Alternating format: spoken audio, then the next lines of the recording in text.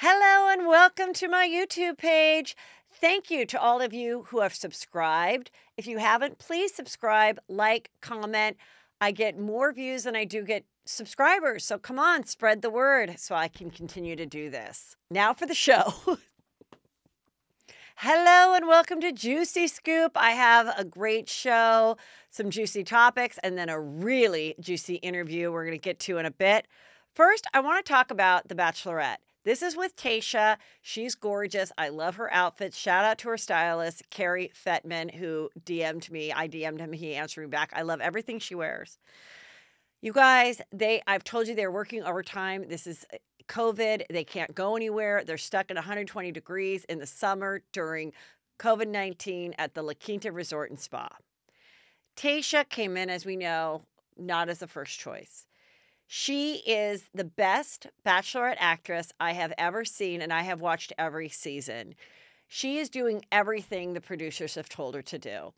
And my prediction is she does not end up with any of these people. I don't know what the truth is. I don't follow Reality Steve. There is no way, in my opinion, okay? She is with some of the worst guys I've ever seen. A lot of guys that are hurting. I guess it's a time to be vulnerable. So, we are already one of her top choices is a guy who shares that he is divorced. He was a drug addict. He went to rehab 4 times. He stole checks from his dad, but now he's an addiction specialist. She told him she was falling in love with him. I don't believe it. I think the producer said, can you just say you're falling in love with somebody, because Heather McDonald and Juicy Scoop is calling bullshit on this production. Then we have another guy who said he was bulimic last week, and he's also an Army vet. So he might be suffering even from some post-traumatic stress. Let's hope not. Last night, as he's on a one-on-one date, as the rose is sitting there, he then takes the producer's advice, which I'm assuming happened behind the scenes, and reveals something very sad, that he attempted suicide twice. Do you really think that the girl is not going to give him a rose after she heard that? Would you? So she gives him a rose. Then the one winner of the group, a working attorney, he reveals that he has an awful relationship with his mother. Well, we find out because they do a lie detector test, okay? Which, by the way, I think we've had enough with the lie detector test. I really do on these shows. But we do a lie detector test, and obviously the producers know everything about their lives, so they know what to say to ask. And they ask the attorney, is your name, his whole name, is that your real name? And he says yes, and it shows up as a lie. Well, then he reveals to her that his parents got divorced when they were young, the dad got custody, told him awful things about his mother, then he got with his mom, realized the dad was a dick, and then changed his name. Okay, that's whose family she's supposed to go home and meet next week. And every time she gets told this, she's just like, wow, I'm not going to lie. That means a lot to me. She said, I'm not going to lie about 15 times. Being honest, I really appreciate that. Then this one guy, Bennett, this one on the end here, he's totally my type. He's like Clark Kent, cute, appears to have some money, went to Harvard, but he can't spell. Anyway, he gets the boot. He comes back and tells her that he loves her. So now he's back in the show. Again, she agrees to keep him on. There's no way he loves her. I don't even think they've made out yet, okay? And I don't even know they've had a one-on-one with her. They are working overtime, you guys. And listen, I told you she is going to be a host on like Entertainment Tonight or Extra. She does the host handing like the way you hold your hands. She's very pretty. She's very likable. But if she does not get a job at Extra, E, or Entertainment Tonight, she has a job definitely as a high school counselor, especially if it's like in an all-boys school, because she really knows how to help these troubled young men. I mean, it is unbelievable.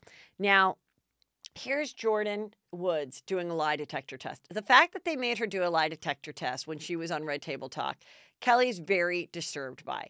She's like, she's not a criminal. She didn't murder someone. She made out with Chloe's baby daddy, and she did a lie detector test. Now, of course, she probably agreed to it because she was like, can anything save my Instagram followers? But it is a little weird how many reality shows are using lie detector tests when they don't even hold up in court. I mean, next thing you know, I will not be surprised if we walked into Costco and we could get one. And they're like, this is something fun to do in quarantine with your family. I don't know. Now, you guys, look what I discovered last night. This is JoJo Fletcher. She is engaged to, what is his name? Jordan? No. Jordan is his name, and his brother's Jordan Rogers. His brother, Aaron Rodgers, is the football player, but they don't talk. Anyway, she got to do a couple episodes because Chris Harrison had to move his son into the dorms. Does she not look like exactly like Olivia Jade of Red Table Talk, who was on last night? Look, they have the same face, like very similar face. Okay. Anyway, so Olivia Jade, daughter of Lori Loughlin, she goes on for her first appearance on Red Table Talk. Now, I think this was a great move by her team, her PR people. They were like, hey, you're not going to go on Tamron's show. Tamron, what's her name? Tamron Hall, where Stassi went on it via Zoom, and it was a disaster.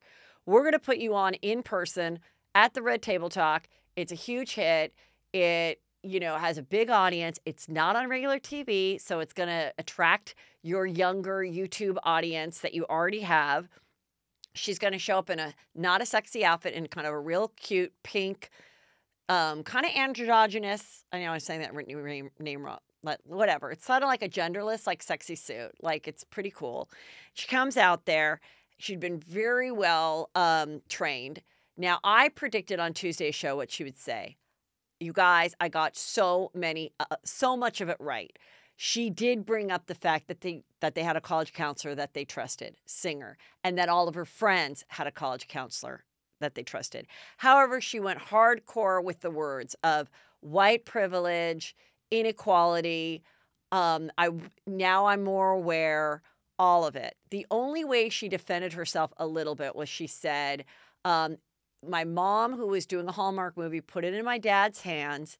And he wanted to keep us proximity close to him. So that meant USC. So he did whatever he could do, along with my mom, used their means as hardworking people, meaning they had money, to get us into the school that they would like to visit that was close, which is what I've always said. It was about them wanting to have a school fun to visit. So I'm very bummed that nobody on the Red Table, not Jada, my God, who is gorgeous. She's got white hair now. She looks like an angel that came down from heaven. The grandma looks younger than Jada. I know, some people have great skin, but I'm thinking she must have gotten a facelift too. And then we've got Willow, the daughter. And the grandma is just pissed. She is like, this is you are the epitome of what this year is about. You live in your bubble. This is white privilege. And I'm kind of watching it going, yes, she is white, but this isn't white privilege. There's white people in Antelope Valley that are not dealing with these problems. This is financial privilege. This is Hollywood privilege. This is 1% privilege. And finally, the grandmother says that. She goes, I want to just say, it's not like she took a spot from another hardworking, somewhat capable person that was doing honors classes and probably had tutors as well, but not the $500,000 that her parents had. That's who she took the spot from. Not from some kid running track, trying to get in the school. That was not the case. But they never brought up the rowing photos, which I'm bummed about. She alluded to it a bit. Olivia Jade goes, look, I knew that I was going to include my YouTube work, but I didn't, and VidCon, going to VideoCon, but some of the other stuff on my application I was never made aware of. So that was the little hint of where she brought up, I think, hinting like, I never knew they were going to say I was a rowing champion. But I don't know if the ladies were instructed not to ask about the rowing pictures, because that really was the thing that made you go, no, everybody, the parents and the daughter, knew what they were doing. You got in a rowing machine and you took photos, and your dad or someone sprayed water in your face. So that, I think they were like, and I think they did this interview after they accepted their time. They're in prison. By the way, she said she hasn't talked to her mom and was like laughing about it. No, I haven't talked to her. Well, geez. She said, I guess there's a quarantine problem. Are you saying she can't come out of her cell and make a phone call? I did get a call from someone, an email, saying that that she is doing yoga with a friend of hers in prison. So Lori Loughlin's getting her yoga in. Anyway, She comes off likable. She's very humble. She didn't double down. She did explain a little bit where she was coming from, which was my recommendation, being like, everyone has a college counselor. We believe these people. Did I think my parents donated? Yes. I did not know they were doing anything fraudulent, but not really even using those words that are like, ugh, could get you in trouble. But one thing she was saying is, the grandma kept talking about privilege.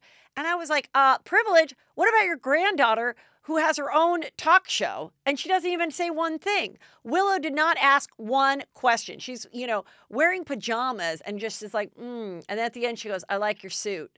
That was all Willow said. So, when you're talking about privilege, let's talk about the fact that your 19-year-old daughter, or however old she is the co-host of a hot talk show. Not a lot of people get that opportunity. Olivia Jade doesn't have her own talk show. Just saying. But it was juicy, and I was really impressed with how many things I hit on the head. Except, God, they didn't bring up those rowing photos. That upset me. Okay, you guys, I'm excited because I've got some exciting things happening on Patreon this week. You asked about the Susie Favor Hamilton episode that I did. I referenced it on Tuesday about the book Fast Girl and the author, and it was so juicy, and it will be available this weekend on Patreon. Here you go to heathermcdonald.net and you click on Patreon and you join, and we will be including that so you can listen and get what we were talking about, as well as Murder on Middle Beach. We are going to talk about that on Juicy Crimes, also on Patreon this weekend. So go right there, heathermcdonald.net, and you click and get ready for your life to change. I'm very excited for this interview, you guys. Let me tell you, it's a lot. This woman, Neda, is incredible. She tells her entire life story. This is the first interview she's done, and it's on an unbelievable life story. So you really got to go with it. But this involves her coming over here as an immigrant who did not speak a word of English from Iran. She gets involved with the Persian mafia in LA, in Los Angeles, the club scene. It involves drug dealing. It involves child abuse. It involves grooming from Hollywood stars, gambling, fraud, gang members. I mean, it's an incredible, incredible story that it just will capture you in a way that it captured me. So let me know what you think of it. And here we go with celebrity trainer. She's also a celebrity trainer, but now is sharing her incredible life story growing up in LA in the 80s with me, Juicy Scoop, for the first time. Please welcome Neda. Hello and welcome to Juicy Scoop. I'm very excited to talk to my next guest. Neda, I found you again on TikTok. I have found many interesting people on TikTok sharing your crazy, traumatic, dramatic life story. But you also are here in LA and have a whole nother persona and a life. And you have this business out in Malibu, right? Yeah, it's called Jam Malibu. I'm a celebrity trainer, but now, thank God, I can reach the world. And that's what I really want to do. So let's talk about how you had you had your presence on Instagram as a celebrity trainer, which is Jam Malibu. And that's like there's dance studios and it's all about fitness and everything. When did you start to get on TikTok and realize I'm going to share my insane family, childhood, life story in the form of these TikTok videos that have become so popular? First of all, I told you guys Heather is a red aura. She found me. I don't know how. She found me. On my for you no page. One found me. So it's just so funny. So here's the truth. I just went on TikTok one day and I thought, I'm just going to tell people my story and see what happens.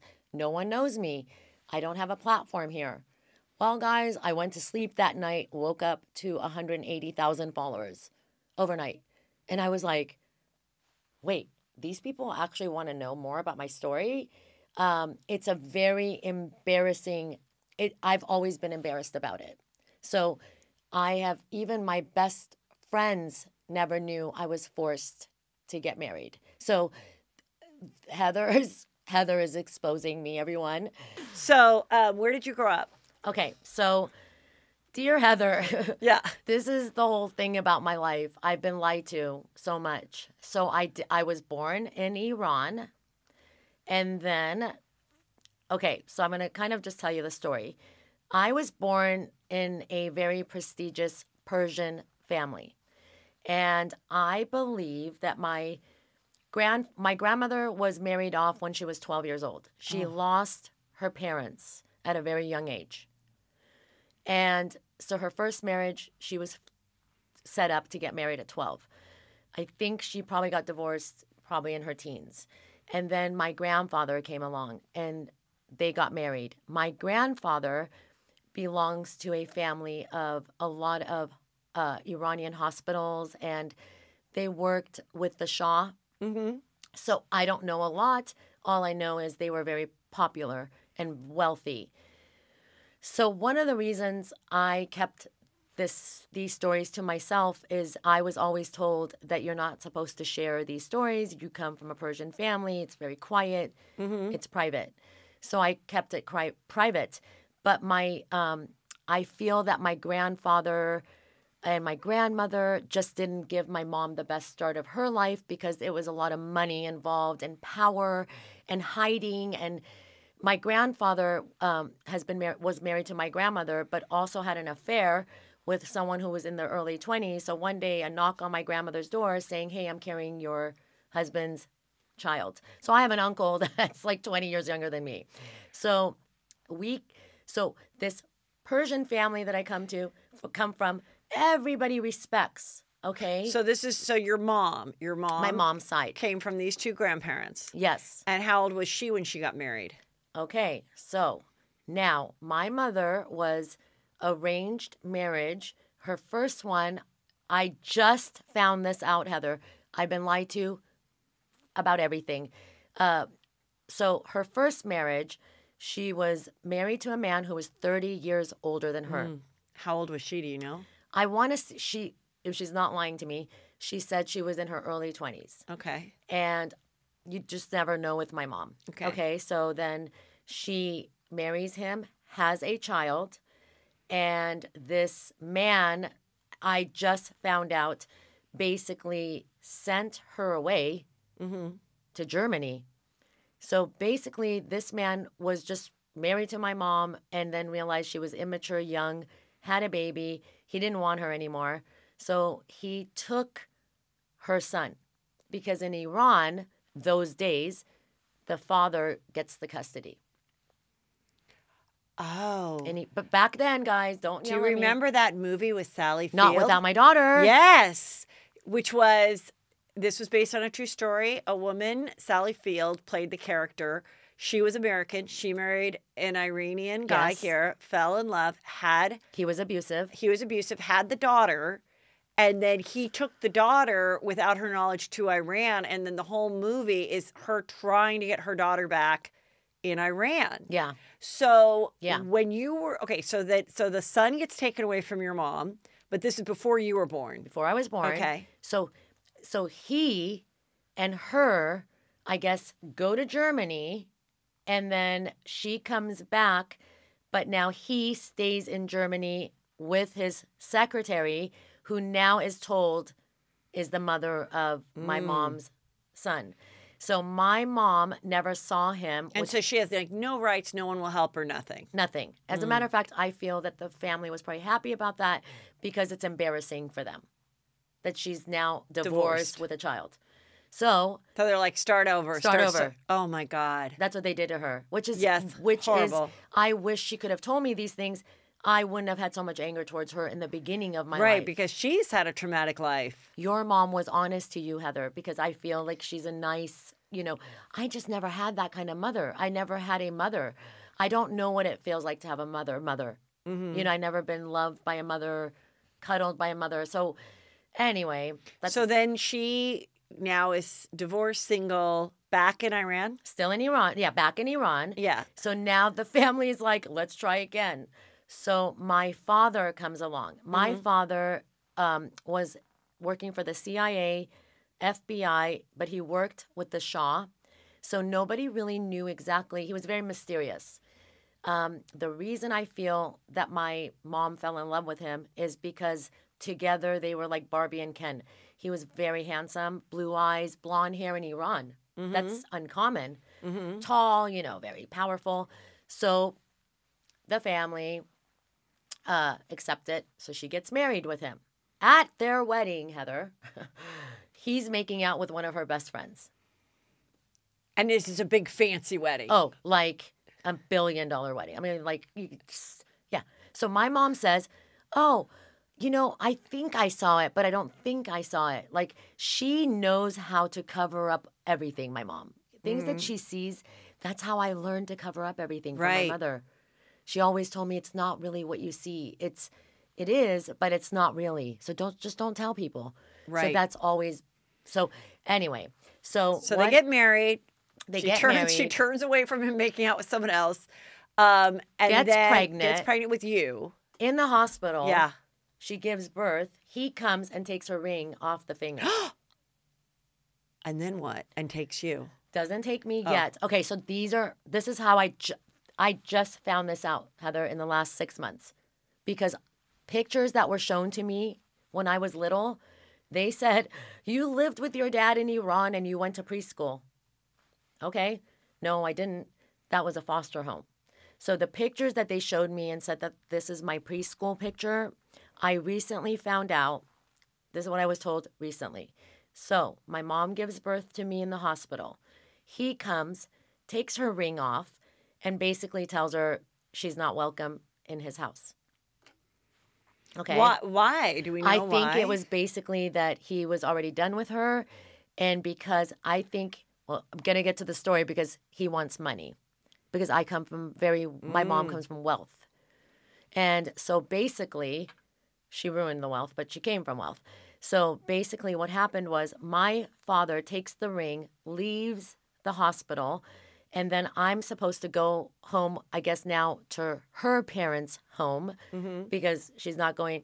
So I was just told recently the reason they put me in a pension, it's called a pension in Iran. It's supposed to be for wealthy families. It's like a caretaking place, like somewhere you go, they take care of you. I don't even know what to tell you. I don't know. That's what they tell me. Like a high-end orphanage. That's it. A high-end orphanage. Yes. So my mom says to me now in this last 6 months, she says, well, the reason they put you there is because I have an aunt that's a special needs. So she was the last child of my grandma and grandfather, and they thought me going into that house would affect her growing up, meaning she wasn't going to get the attention she needed.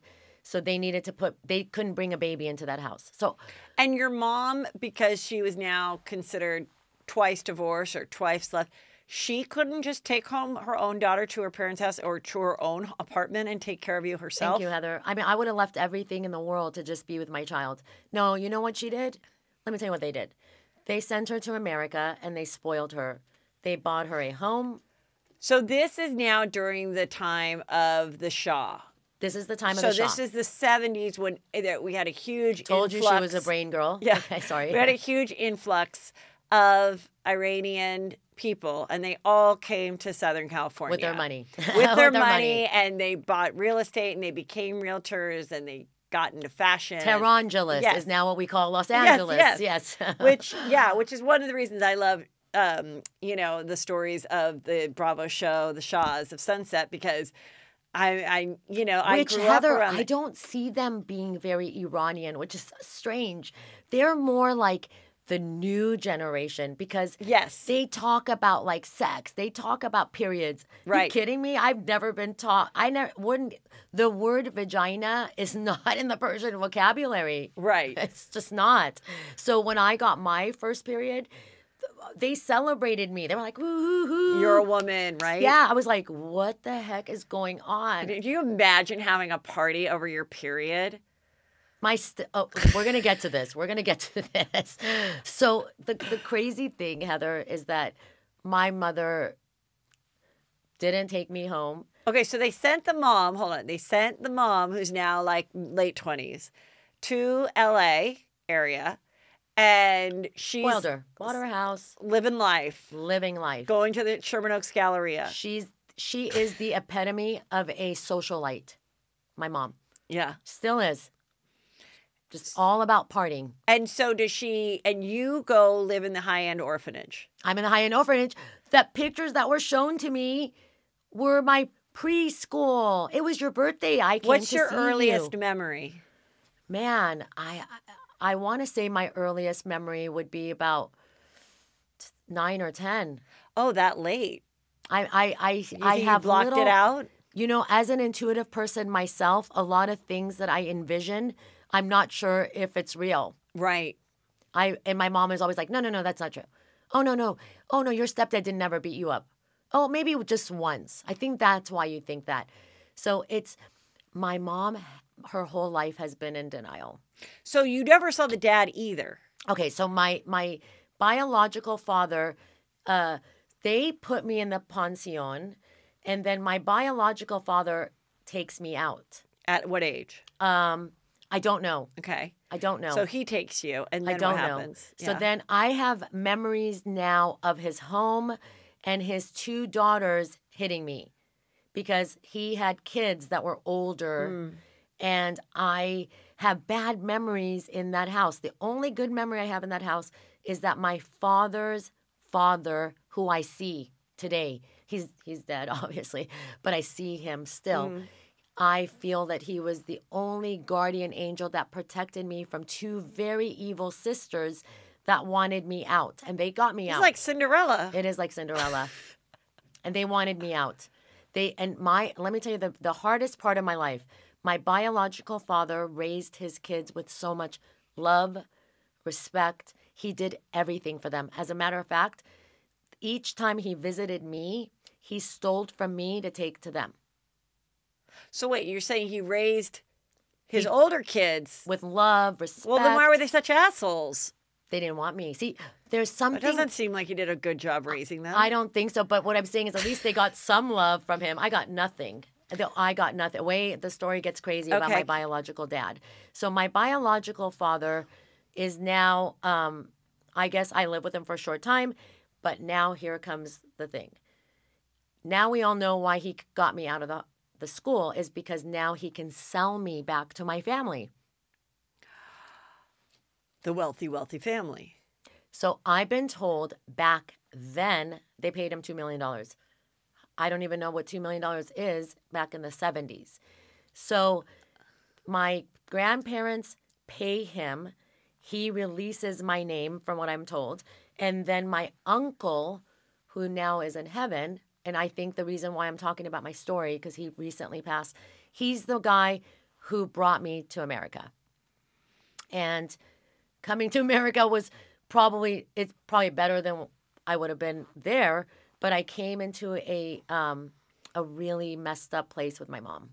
My mom. So he brings you to your mother's house where in LA? Yeah, she lived in the San Fernando Valley at that time. So around here. Yeah, I think actually no, she came here when I was 10. So she I want to say Los Angeles area. Okay. And so you arrive at 10 and no, I arrived. Okay, so this is it. So I was told in the beginning I arrived to America when I was 3. Oh, okay. But the truth is I arrived here when I was 6 or 7. And did you speak any English? No.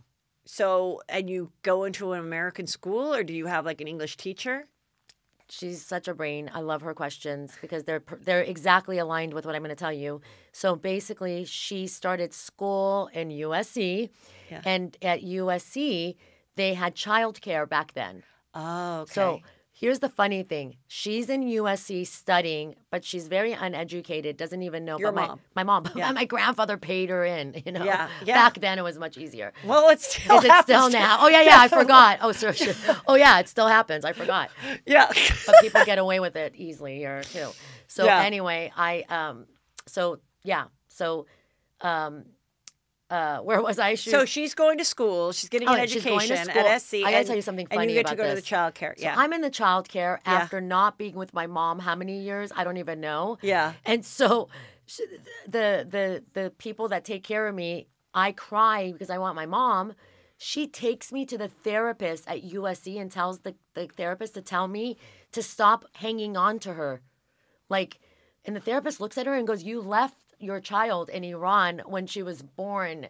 She has separation anxiety. You have to take care of your child now. You can't go out. I feel like it's like that. Remember that baby book, Are You My Mother? The little bird is like, are you my mother? I ask are you my her mother? every day. I don't believe she's my mother. I actually think God somehow made a mistake here. I love you, lady, but you're not my mother. Like, I feel like I have a mother somewhere, but it's not her. I might have had another mom, but this is not God. Dear God, I'm not that kind of mom to my children. I would give everything I think have. it's so hard for people to understand because we hear about absentee dads all the time. But absentee mothers exist too. And the absentee mother might be in the home with you every day. Thank you. I mean, I just talked to somebody, and I don't know that he's revealed it himself. He's a celebrity as well, a friend of mine. And he said he and this other guy, they worked together. They both had really no real mothering, real love, real anything. And they both have gone on to be very successful, but there's definitely a part of someone's life that didn't have that maternal, like, and to people who are moms and stuff, you're hearing this and you just can't imagine it. But there are women that do not know how to be a mother, how to love as a mother. They don't. And it's a very different kind of loss to that child that we don't see as often because it's so much more on the absentee dad, you know. You don't realize it, Heather. One of the things I realize, and I help people every day about, stop trying to put this front that you're okay. And I've done that my whole life. So no one knows. Everyone comes to me for the advice. Everyone comes to me for my good energy. Everyone comes to me. And when I do get a little weak, the first thing they tell me is, oh my God, you're so good though. You got through it. Good for you. Like yeah, I got through it, but do you know what I'm going through inside? So, okay, so now she's getting an education and you're living with her. I'm living with her. But she does not know how to mother. At all. Mm-hmm. Okay, so I'm the child that gets to hang out with my mom while she parties, basically. It's a party after another party, another party so after people at the house? Endless. Just having drinks, cigarettes? And I started smoking when I was 10. Lots of hummus. I was practicing everything. I was 10 years old. You're smoking a cigarette at 10? I mean, I don't even know what I was doing, but yeah, I was. They were doing those, what do you call the things? The hookah? What do you call it? The hookah. Yeah, the hookah, They were doing worse, Heather. They were. Yeah, Coke? They were doing a lot of that. So basically, my mom, when I came to America. And was your mom hot and sexy and gorgeous? She was really hot and sexy and gorgeous. Okay. Beyond. Yeah, no, she was. She was. I have to give her that. Yeah. She dressed well. Yeah. Everything about her she was like Sophia Loren. People would tell me like, oh my God, your mom. And I was proud of that. But I made up stories that my mom was good in my own head. But here is where things really crash. My mom ends up, okay, I'm going to tell you quickly about my biological father. I saw him again when I was about, I came here, my uncle brought me. I saw him again when I was about 9 or 10. Okay? He came for a short time. We connected for a little bit. But then my mom marries another person. This is number 3. So number 3 is my mafia dad. Okay. And he's the only dad that raised me. And so number 3 comes along. So biological father now doesn't want to have anything to do with us again. So this guy is Italian mafia, but he's Persian. He's Persian mafia in L.A. And he wasn't a mafia yet. Okay. He was a gangster. Okay. He came from a gangster life. I don't even know what my mom saw in him. He was not even a handsome. He was just kind of a So gangster. What do you think it was? Money? I think it was the bad boy. She likes the bad boy, the partying, the drugs, going out. He was a club guy. Yeah. And then all of a sudden, he comes into our life and he's very nice to me. And I'm excited because I've always wanted a dad. Right. So I'm excited. So long story short, he becomes my father. They get married.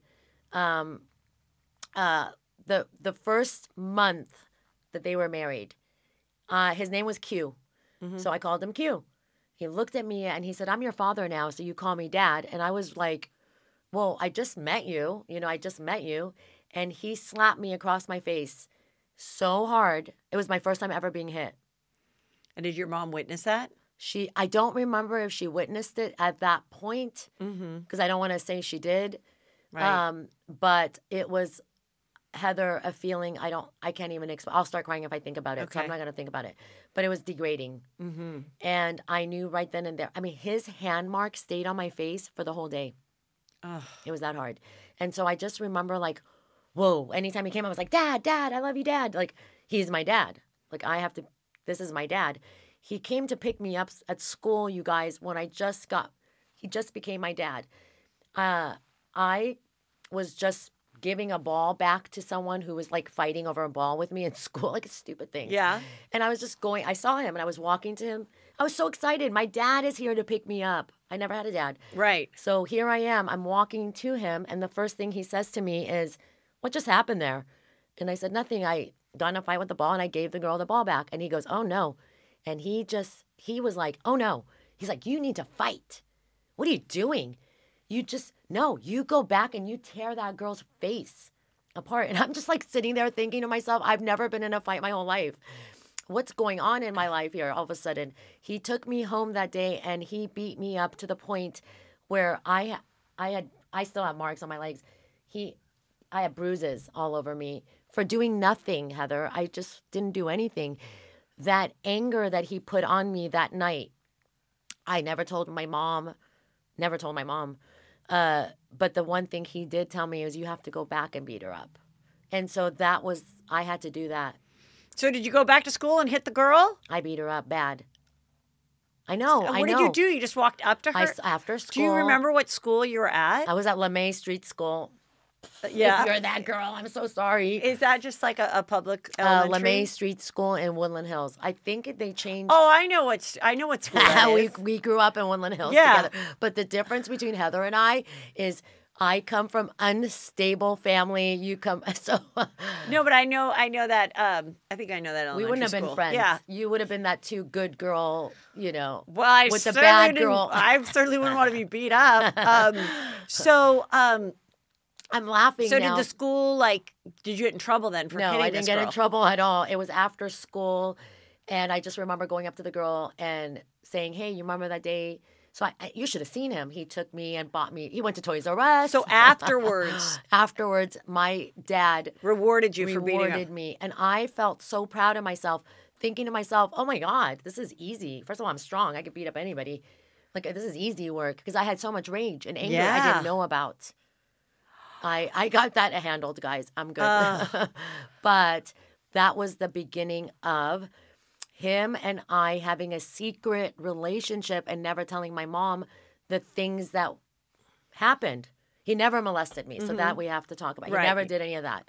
It was just, I think he wanted me to be his prodigy. Like, I realized that. So then he was the father of the 1-year-old boy that almost drowned. Exactly. So when he found out how you and the driver saved his son, was he was grateful? in jail then. So this is later. So basically he was around. Okay, so basically the next thing I could tell you about him is before my brother was born. Oh, no. Okay, so my brother was born when I was 10. So I had about a year with stepdad before the brother came. Right. And during that 1 year, you guys, I want to tell you one more thing that was very traumatic. And that was getting to be able to live with my mom was really exciting. So I slept with her in the room. Yeah. Even at 10 years old. Yeah. So basically what happened is when they got married, overnight that had to change. Right. So I would go to my room. And then when everybody would sleep, I'd sneak into the room on my mom's side and sleep on the floor without him knowing. He knew. He would wake up because I didn't know he was on crack. He was already starting drugs. He was on drugs. We didn't know about it yet. Right. So I was like, what the heck, man? This guy's always awake. Yeah. So what he did to me was very traumatic. he would put me in the garage. So basically, instead of carrying me to my bedroom, which I would always go back, he decided to take me into the garage that I was afraid to sleep in my own room, let alone a garage that was outside of my house. You had to walk outside into the garage. Like a detached garage. Detached garage. So he would put me in there. I would scream all night. This is like a dog. He would get me out of there before she'd wake up. And I would go and tell her, like, Mom, please. Like, he puts me in the garage. And she's like, oh, no, he might have done that once. No, Mom, he does it all the time. And so one night I decided to myself, no, you're not going in that bedroom because you're not going in the garage. And that was the first time I was touched. I was touched by God. I was sleeping, and I kept saying to my angel, please, God, I don't want to go to my mom's room.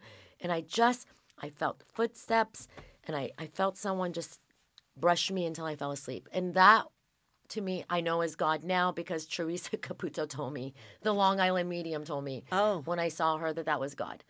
And so that moment of just, if you're not a very spiritual person, you'll think I'm crazy, but it's the truth. Whatever you want to call it, energy. You're actually the second person I've talked to that had something very traumatic happen to Feel them. my fingers. I know we're not supposed to touch, but can I touch your leg? Yeah. How cold is it? Do you see what happens to me when I talk about these things? So I interviewed another girl who was kidnapped and raped, and when her rapist let her go, she was only about 14, to walk.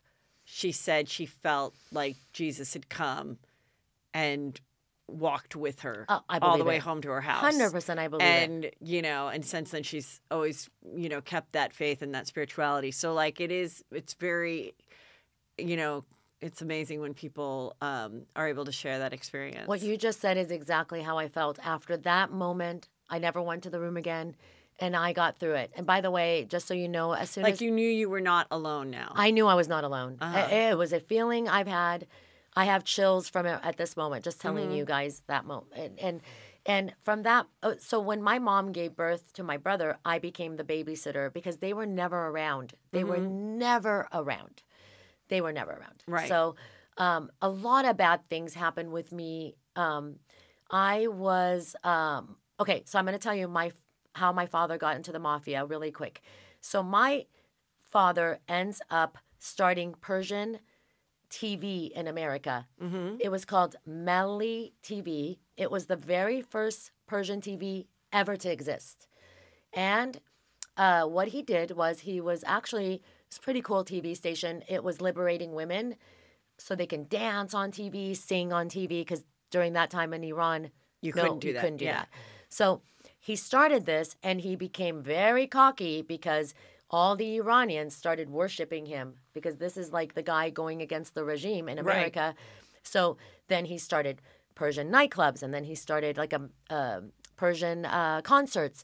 So me as a little girl was a child star. I had Michael Jackson, Madonna, those kind of people in my house growing up. Yeah. The good news is, thank you, God, in those people, very good people, they were artists, not a lot of child molesters, not a lot of what's happening today was not, I can't say that about the Persian industry. I didn't have that. Yeah. Just one of them in the Persian industry was my molester. And he started child molesting me since I was 10 years old. And it first started in the same room, sitting with everyone. My mom didn't care. Here's your 10-year-old daughter under the blankets with, like, Michael Jackson, because he's a singer, this Persian industry. Right. How do you let that happen? And I just remember that was the first time I felt him touch me. And you know what's really... So he was like a rock star in the Persian community. Yeah, and I idolized him, so it was fun. He was staying with us. And a lot of the Iranian actors, celebrities, when they would come from Iran, they would come to us first. They'd stay with us. My dad was their rescue, getting them help set up in this country. So no one really cared about the little kids in the house. We just kind of went along with the flow. Right. And I was that kid that was taken to nightclubs every night at 4 or 5 in the morning, carried into the car at 10 years old, had to go to school. I mean, it was just, I was just... And so with this molester, how long did it go on for? years. And then I finally told my mom, Mom, I feel really uncomfortable. He's doing things with me. And he's like, So then did he then start to get you alone to actually do worse stuff? yeah, he did. Like in a bedroom in the car. house? In the car. He'd take me for drives. One time I went with him because I was gonna be like a backup singer for him, and I was going to my own uncle's studio. Like this guy was trusted. And now how old are you when you're trying to be the backup singer? I'm like 11. Okay. I'm 11, 12 years old. My stepdad put me in all over his Persian TV. Yeah. They used you as a, and what happened was we went from this nice house that my grandparents bought my mom from lifestyle change. We went tripled up into like a mansion, everything. The cars got to Mercedes, and then all of a sudden to drivers, and then housekeepers, and then nannies. Yeah. Things just started to build up, and I just remember seeing them always sitting down doing drugs. One day, we went to Lake Tahoe with all my dad's criminal friends. I was friends with all the kids. I mean, the criminals had kids. We grew up together, but not school friends. Mm-hmm. Those friends, school friends had no idea what was going on in my life. These friends did. And we were in Lake Tahoe. I was about 11 years old.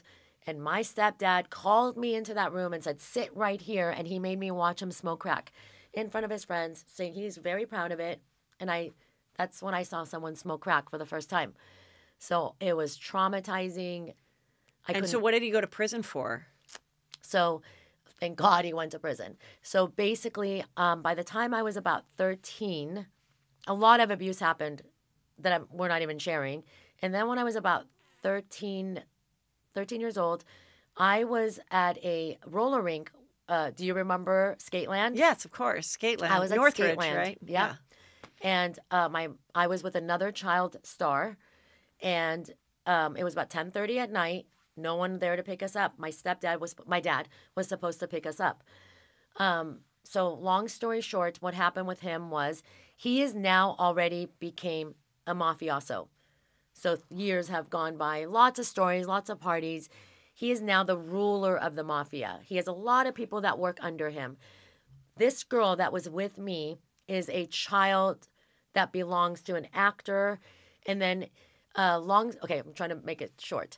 So basically what happened was he was supposed to pick us up from the skate place. He didn't show up because one of the guys that works under my dad, he's also a mafia guy, but he did all my dad's dirty work. So what kind of mafia are they doing? Selling drugs? Drugs. Through the nightclubs and stuff? Money, a lot of Laundering? violence. I watched a lot of violence happen growing up. So when my dad started his first nightclub, that nightclub was The Hangout. Do you remember the name? You know what? When I get home, I might be able to tell you. I do. There is a name. Yeah. Oh, Cabaret Tehran. Okay. So Cabaret Tehran was one of them, not the one he started. Okay. Cabaret Tehran was one of the ones he spent a lot. I think it's still there, you guys. It's still there. That's where I was married at 16 years old with 500 people there. Do you know about that? Well, let's get to that. Okay. Let's get to that. So- First, you're waiting at Skateland. Yeah, Go so ahead. I'm waiting at Skateland. So basically, I'm ADD, you guys, so I'm going to be like, shh. It's okay. I'll keep you on track. Heather knows. Yeah. So the gentleman that my father was picking up from the airport before coming to get me at the roller rink was his best friend and did all his dirty work, like breaking fingers and things like bad things that I've seen. I've walked into things that you don't want to ever see in your life. So he got caught with drugs. And they told him, if you turn in Q, you'll get away with this. Because they were after my dad. My dad was the biggest. And Q was your dad? Yes. Okay. This is my dad's brother, like best friend. I grew up with the kid. But they caught him, and then he helped. So he calls my dad and says, pick me up from the airport. I have a woman. I brought this hooker with me, and I want to take her to the hotel, so I'm not going to go straight home. Long story short, my dad goes to pick him up, and he comes out with all these like suitcases, puts it in my dad's trunk, and then says, I'm going to go get the girl. By the time he went back, the FBI arrested my dad. They set him up because all the drugs were in the trunk. It wasn't my dad's drugs, but trust me, my dad had probably times that by 100. Oh. So that's how the FBI set him up with the best friend. So they got him back then. That's how corrupted they Right. were. They could put the drugs in your car. And now, so he got arrested. That night, no one picked me up from the skate place. Finally, got home. I had a premonition that night. Everybody was like, "What happened to your dad?" Like, but it wasn't that weird for him not to show up either. Right. So we were all sleeping in the living room, waiting to see where this guy is. Like, is he going to show up? I had this whole premonition before it happened that cops and helicopters and dogs were coming to get us. I don't know why, but Heather, within 15 minutes of that premonition, I looked outside and I saw a scene that you would see on TV. Cops, helicopters, dogs, they came rammed into our house because they had my dad. Yeah. And now they want to come and see his house. My stepbrother that lived with me, that The baby. was No. no, the baby's there, but my stepfather also had two sons. Oh, from and before. one Yeah. of them was living with us that year. Okay. He was knew older. what my dad was doing. Got it. When he saw all that, he must have went and threw away pounds and pounds of cocaine in the toilet. He was only like 16. Oh, wow. He was a kid. So somehow, my mom didn't get arrested that day. Okay. But the cops did raid our house. And then from that day, we were watched. It was actually, I thought it was hilarious because I'd be on the phone with my friends and I could hear the cops listening to us. Because back then, that's how they tapped into your phone. You'd hear like a... You could hear them. Yeah. Oh, it's the daughter, you know. Really? Yeah. Oh, my God. Back That's then, you crazy. could hear yeah. them when they tapped. And every time I went, okay, so that... Because we're on a regular phone, obviously. We didn't have cell phones back So then. that was like chaos. We went from living in this mansion to my father being in jail and my mom not being able to keep up with it, to electricity going out to this house, taking showers with Arrowhead bottles. I mean, I'm not even joking. Yeah. Like, things just churned around. And my mom's family wants nothing to do with her because this is the most embarrassing of them all. Right.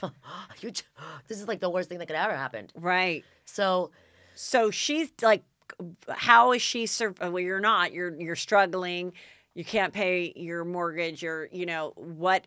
her family just cut her off completely. So how did she survive? She didn't. I mean, we went from that house to living with two of her friends in a single apartment. It was crazy.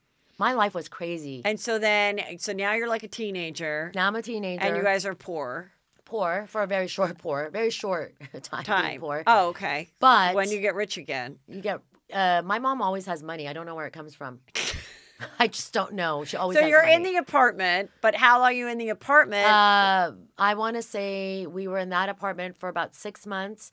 Then she got a 1-bedroom apartment for herself. Okay. While Q was in jail. Right. She says, "Oh, I divorced him." No, you didn't. You were still with him the whole time because we visited him in jail. Yeah. All that stuff. During the time that she was married to him, for instance, I'm going to give you one more thing to give you an idea of what I've been through.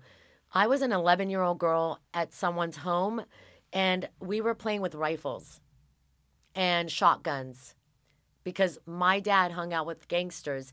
Upstairs in the bedroom, one of the boys turns the rifle at me and says, "What if I just shot you right now? What do you think would happen?" And I'd be like, "Well, I'd die." And he goes, "Well, what if I shot it a little bit that way?" And I was like, "Well, try it." And he shot, and there was a bullet in it. So that's, okay, so there's a bullet in it. We're 11, 12, whatever. Uh-huh. They hear it. Okay. My stepdad is laughing. They think it's hilarious. You think they took those guns away from us? Oh, my God. That's the shit I'm talking about. So how do you end up getting married at 16? Okay, so my father ends up going to jail. And now he's in jail for about 7 years. Okay. My mom still wants to be a socialite, still kind of, she still hangs out with I think she still hangs out with the mafia. Okay. Like the bad people. She doesn't talk about it, but I think she does. Yeah. So basically what happened was she said, I met a guy and I thought, hey, it's perfect. He's older than me. I met him. You met him. I met him. Oh, okay. I met him because I was very loose. I was out there in the streets. So I met him. And he was just driving in the street. And I, hey, hi, waved at him. And I bad way of meeting guys. So he was about 24. Uh-huh. I was 15. And I loved him. So I just... Was that your first, like, real boyfriend? Yeah. Uh-huh. And so I said, hey, you want to date me? And we can just hang out. And he's like, well, don't tell people how old I am. I was Right. like, okay, I won't. So then I went and told my mom. I said, Mom, I met this guy. He's really nice. And she's like, oh, bring him. I want to meet him. So they became friends, Heather, because he's like a party animal too. Yeah. So they became friends. Does he have money, this 24-year-old? He's doing pretty well for himself. Is he a drug dealer? What does he do? Yeah, he was. How did you know, Heather? Yeah. I told you she was intuitive. Wait until you read about the red. When she reads about her red aura, she's going to freak because red aura people are very intuitive and they can tell when you're trying to hide something from them. She just did right now. So he was a drug dealer. Okay. And he was kind of into cars. Yeah. And long story short, when he met my mom, they started hanging out. I was a minor, and I couldn't go to any of these places with them. Uh-huh. So he became friends with her, and then they started hanging out. And then one day, they both told me, guess what? You're going to get married to me. And I was like, what? I'm getting married? I'm 16. I was like, 9 days after I turned 16, I got married. I was 15. And why? And did you want to get married? I didn't want to get married. But, hey, if that was my way out of this house, I'll do it. I'll do it. Because you loved the guy. I didn't love him. But you were having sex with him before you got married, right? Yeah, which is another sick story I will tell you. Because you're supposed to be a virgin until you get married in the Iranians. Okay. And what happened was my mom and him just decided that it would look better if I was married. Okay. For her. Because you're not supposed to be dating. Mm-hmm. So long story short, my dad is in jail. Uh-huh. But my dad is happy that I'm getting married too, because now it's like a man going to be in my life. Right. So what happens is my father controls everything from jail. Oh, I didn't tell you guys this. The man that put my dad in jail died 3 days later in jail himself. My dad had him killed. Okay. So that never came out until everyone knows my dad did it, but we don't know how he did it. Okay. Okay, so that's that. So what happens is my dad from jail sets up my entire wedding. I had every Persian singer at my wedding. Including the molester? Including the molester. Including the molester. And how did he talk to you? Damn, Heather is good. How did he talk to you about... Nothing. Oh, no. The just always molester and I never talked again about... So you just act like it never happened. Yeah. Heather, I got to tell you something about that. So it's so juicy. So yeah, act like nothing ever happened. But I had a wedding, you guys, and I don't know if Heather ever saw it, but I have it on my... Yeah, I saw the TikTok. Yeah. So it was a full-on wedding. By the Yes. way, that part of the TikTok that I showed was the Persian wedding. I didn't understand a word the man was saying. I sat there quietly. It was in Farsi. All in Farsi. It went on forever. It was very religious.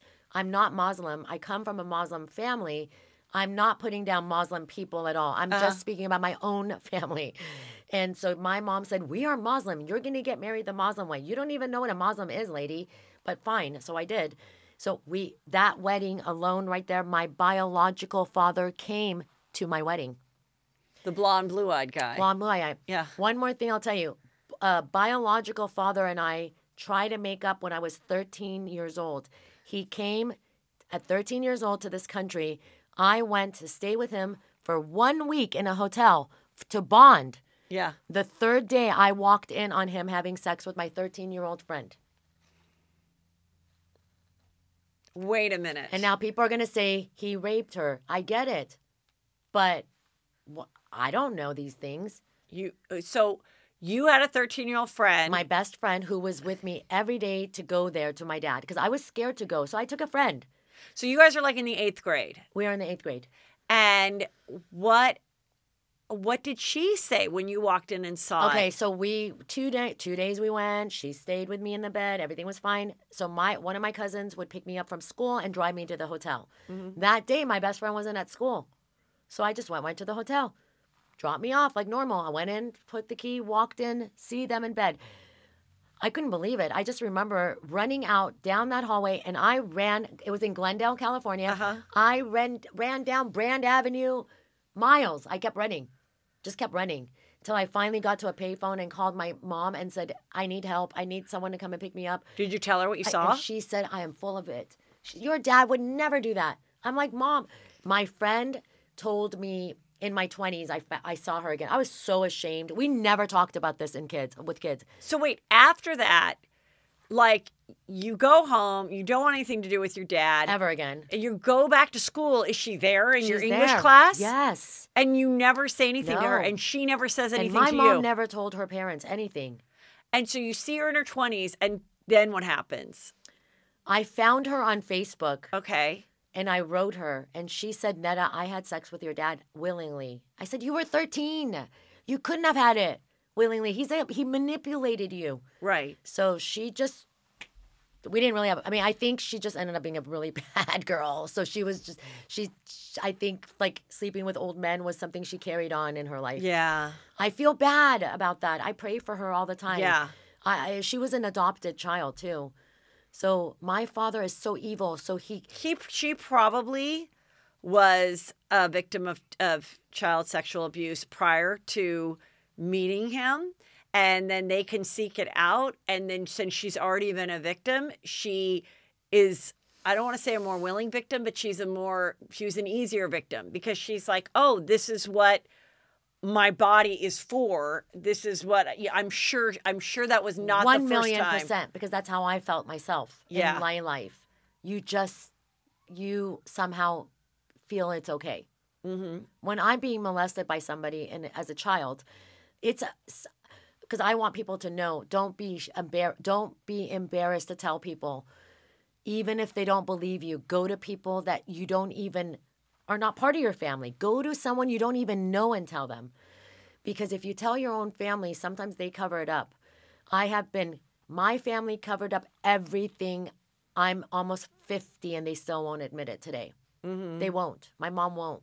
In one of my podcast interviews, she admits it, but now she's like, oh, you set me up. You did that. You interviewed your mom. Yeah, on my podcast, I interviewed. Mm-hmm. I have a podcast that is soon going to have to be removed because the networks are telling me if we're making this a show, you're putting it too much out there. Mm-hmm. But basically, my biological father, I didn't see him again until my wedding. Mm. And my mom is like, oh, no, he has to come. He's coming to your wedding. So I didn't have anything to do with this wedding. All I know is I was like a doll dressed up, put there to get married. In my mind, all I knew was I was going to be out of this house. So you get married. You're with a 24-year-old, and you're just 16, so you dropped out of high school. I finished high school. So you're going to high school as a married woman. Yeah. And then what happens? Living with him in an apartment together, waking up to my mom on the answering machine. Good Ab, go to school. You got to go to school, Okay. So you still cared about education. Yeah. That was just so she wouldn't be arrested probably because the school would come after her. Right, for truancy, right? So basically, no, my mom always told me, don't worry too much. What high school were you at? I was at Reseda High School. Okay. I got thrown out of Taft High School for fighting. And then I ended up at Reseda High School. Okay. I was a really bad girl. I was a gang member. I mean, do people know when you're at Reseda High that you're married? I think only like a few people knew because I was also a gang member. How and what did you do as a gang member, as a female gang member? As a female gang member, you're just some girl that's, just ridiculous things. It's embarrassing to talk about it now. Just say it. I have no idea what this type is. So when I moved to Glendale with my mom into that little apartment, I didn't know anybody in Glendale. In the schools back then, it was Crips and Bloods. I had no idea. Right. So when I was in school, remember, I'm raised by a mafia dad. I'm a badass girl.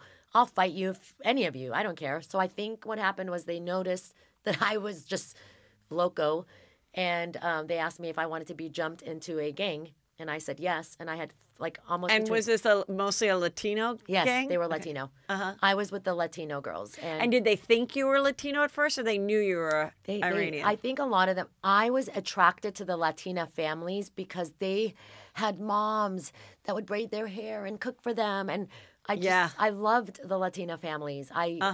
There's such strong bond. Even if they didn't have money, they'd help each other. Right. I was attracted to that. I didn't want money. I was ashamed.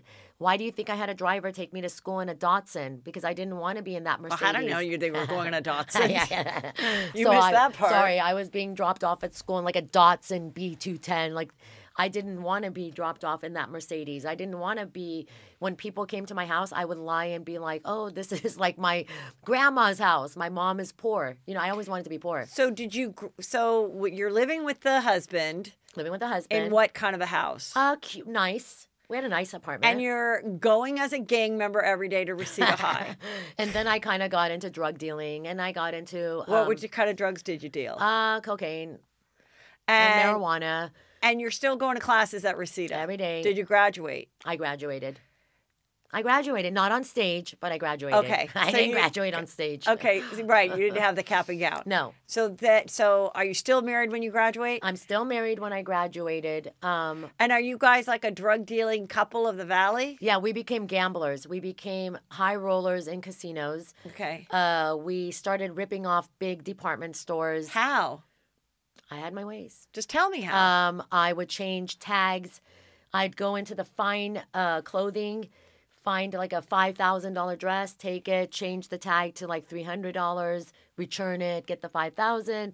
I would steal. Wait, hold on. So you go to Nordstrom. I go to Nordstrom. And you buy and you find a $5,000 dress and then a $300 dress. And you go switch into the dressing room. And back then you could easily do it. You could. How? Because it wasn't those things. You smush the thing down. You put it in, and then you put it back out, and so it was so easy. And so then you go, and you just but don't pay for it at the high end. Go to down the men's to like the men's or the teenage or whatever. Yeah, I got caught one time, and because I'm okay. So wait, then you buy the dress. Then a couple days later, and Nordstrom returns everything. Everything back then it was so you had kept the $5,000 tag, and of course it matched. You know, So then you return it, and then they give you $5,000 not on your card. They just give you cash. They mailed you a check sometimes, or gave you cash right then and there. Then I learned things about how that system worked. Yeah, and I played that system for years. What else? Hundreds of thousands of dollars I probably made doing that. What was your go-to store? They're all shut down. I'm so sorry. I Magnum. Macy's, Saks Fifth Avenue. I Magnum. Yes. I Magnum. Yes, because it used to be there. Jeez, Heather, you're amazing. In that village. Yes. And that was the nicest store we had. I remember they had Chanel there. I can't believe it. We grew up together in Woodland Hills. So, I Magnum. Okay, what was some of the other what were some of the other tricks to it gambling. back then? Gambling. Oh, I'll tell you another one. Really bad one. Traveler's checks. So we would go to Las Vegas. Mm-hmm. Caesar's Palace had a traveler's checks office. Oh my God, Caesar's Palace. And what we would do is we would go buy like $100,000 of cashier. What did I just say? Traveler's checks. Traveler's checks. So you could back then just go to the cashier and they wouldn't even check your ID if it was under like a few $100s. So what I would do is I'd cash out all my traveler's checks and then call in and say I lost them. Go back and pick up $10,000. Whoa. All this stuff does no longer exist. No, because you ruined it for everyone. I did ruin it for everyone. Sorry, guys, I did. I was a child genius.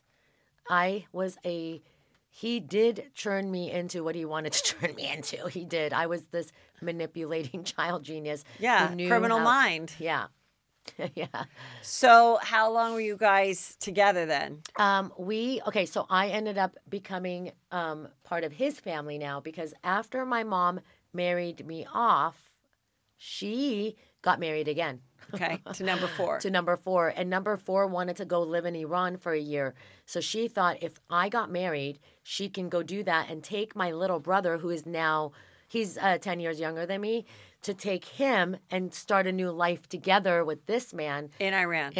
And hopefully this girl will be fine getting married and being, Yeah. So I end up living with his family. Mm-hmm. His family is not good family. They're gangsters. They're criminals. And I divorce him when I'm 18, but I have to stay and live with his cousin still because I have nowhere to go. You divorced the guy at 18. Because I can finally do it. Oh. When I got the rights to be on my... So are you still doing the traveler checks and the I-9 scams? So basically, you guys, for a couple of years, we did that together. And then I started to work with his family in a pizza place. Mm-hmm. And when I started to work at the pizza place, my ex's cousin, who was like 25, 30 years older, became a fatherly figure to me. And together, he helped me get out of being shady and taught me, hey, you have a good mind. Use it in business. So I started to work with him together, and he's the one that kidnapped me. And Then he kidnapped you? so what happened was I now get away from husband. I'm now living with cousin, female cousin. Her brother comes into my life with the pizza place. So I start working with him. In the meantime, I meet someone else. Of course, I met another gangster. Okay. So I met another gangster, but he was from the Afghani gangs. Oh, God. I know, which is crazy. Yeah. He was very good to me and said, I want to take care of you. Get out of this pizza place. I'll take care. So I was like being pulled in a lot of different places, trying to be good, being pulled back into bad. And this is all, what, late 80s now? Yes. Okay. And so what happens? And is like the gangsters like showering you with like jewels and gifts and stuff? I mean, I Everything. like the glam part of I the woke up. of the I woke gangster up life. at this gangster's house with "I love you, Neda" with $100 bills. So I like that. Okay. So So now you're with this new guy. I'm with the new guy, but a cousin guy that I'm Yeah. working for Yeah. decides that he doesn't want me to be with the gangster guy. So one day, it's a long story, but he ends up kidnapping me with a gun, taking me to a hotel, tying me up for 24 hours, raping me, doing everything you can imagine to someone for 24 hours. And When you're like how old now? I'm about 18, 19. And how did you escape that? The next day, he woke up like nothing ever happened. He drove to my mother's house. Because remember, I work for him. But your mother's in Iran, right? No. Sorry. My mom came back when I was 19. Okay. So she was gone for 2 So years. he drives to your mother's house and say, what? I had fun raping your daughter? No, What? no. Oh, just to check in to tell her that he was trying to take me away from the roommates that I was living with. I was living with the roommate at that time. Okay. And he was trying to tell my mom he didn't want me to stay in the roommate's house and didn't want me to be with this new guy. So he took me for 24 hours so I would be off my drugs. Didn't tell her what he did to me. So he acted like he was detoxing you. Yes. And my mom believed him. And how were you, what state of mind were you after your release from the 24 hours of Heather, torture? I can't even explain it. I don't wish that for anybody. I was already claustrophobic. To be tied up for 24 hours, I can't even explain it. The physical. Did you think he was going to kill you? I absolutely thought would be dead. There's no way I'd stay alive for this. I mean, he's not going to face my family after this. But he did. He did.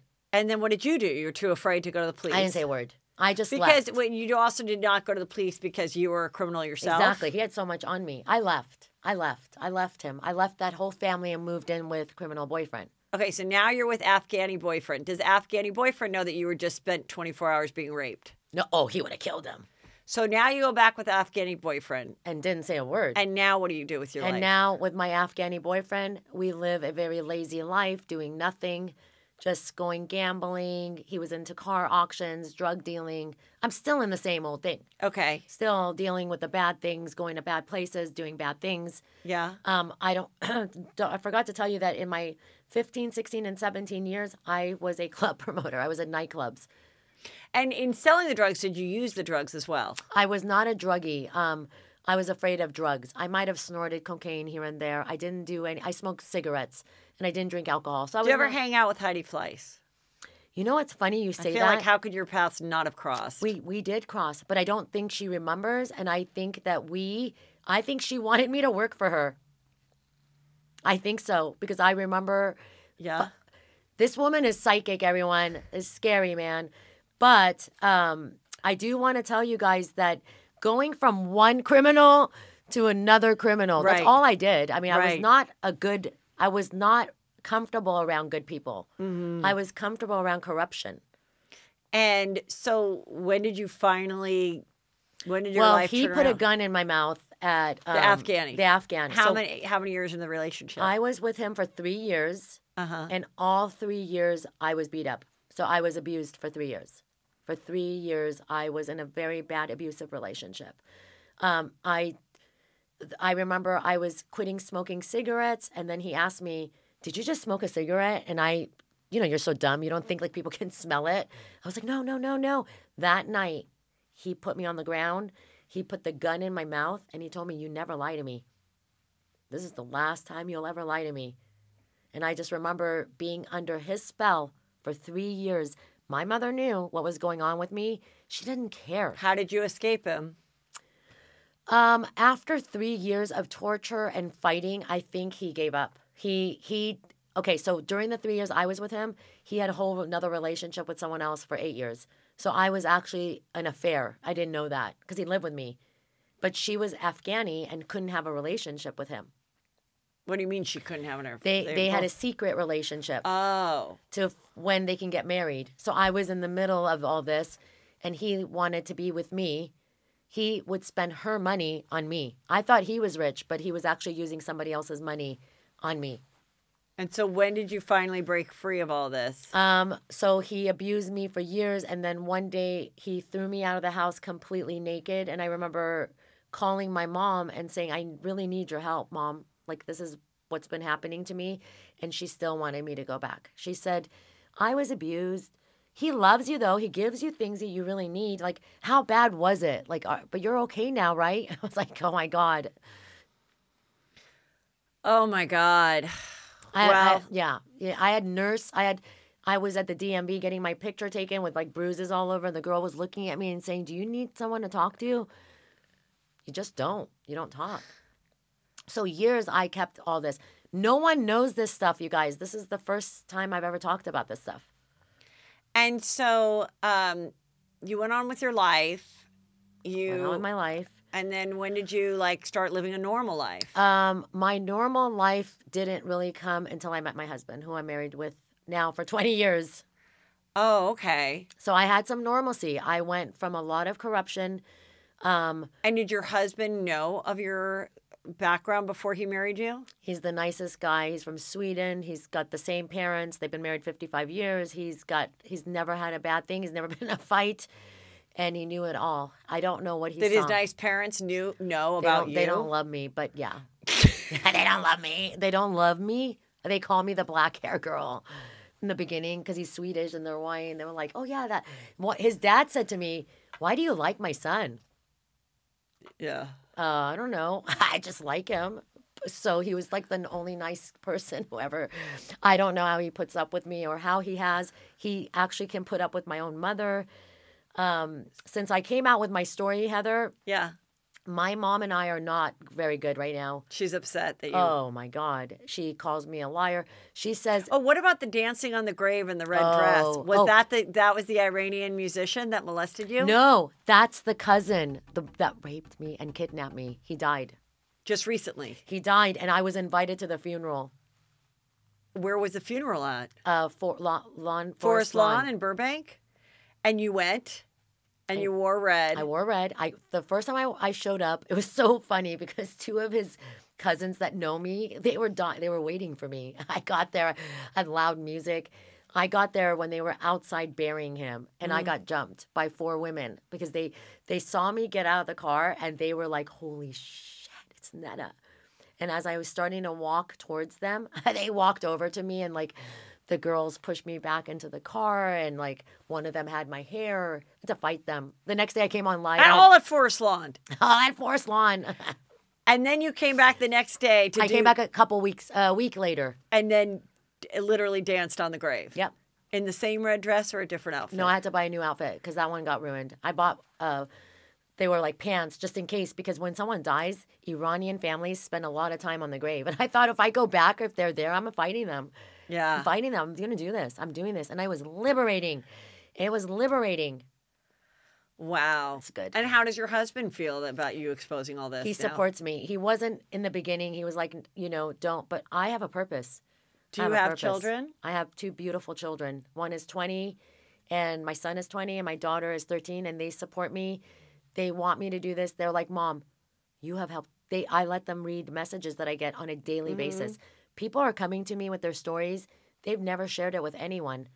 Yeah, I'm fascinated by the whole organized crime mafia kind of thing because I don't know anything except what you see in the movies, and like that there's so many different groups, of so many different cultures. How are they now, I wonder? I mean, when I call my family a mafia family, I don't really know, like, what is a mafia family really considered these days? I don't really know because, I mean, there's, well, pot obviously is legalized. Coke is very popular. I don't know if that's just one person, but then It's that more there's a lot of bigger Coke. businesses Yeah, I think and- it's coming. I don't know. I think it's coming through Mexico and Colombia, and I think there's all of that. Because you'll say, you'll turn on the news and then be like, we just confiscated something of cargo or some ship outside My of Miami. brothers So it's still are all part of that. happening. My brother, I have a couple brothers that are still in that world, but they're not hurting people.